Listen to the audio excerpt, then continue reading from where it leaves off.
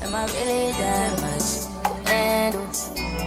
Breaking these niggas down like a demo. You don't really know you are. Hey guys, welcome back to my channel. Today I'm here to do my nails. My nails are chippity chopped right now. They're chopped. So I'm gonna put this nail set that I got from Temu on. Looks like nice and summery.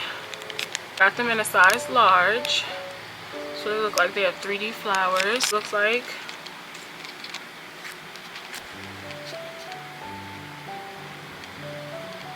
So I'm about to do my nails. You guys know the basics. I'm a press-on girl. I've been a press-on girl for the last like 2 years and some change. Best decision I ever made in my life. I don't think I'll ever go back to a nail salon. But yeah, I'm about to do my nails. Yeah, nothing too crazy. My nails are chopped. They look horrible, but I'm about to give them some TLC right now.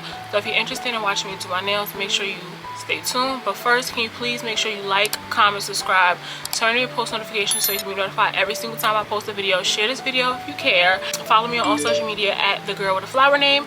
And yeah, let's get into it. I'm about to change this camera around so that you guys can see my nails.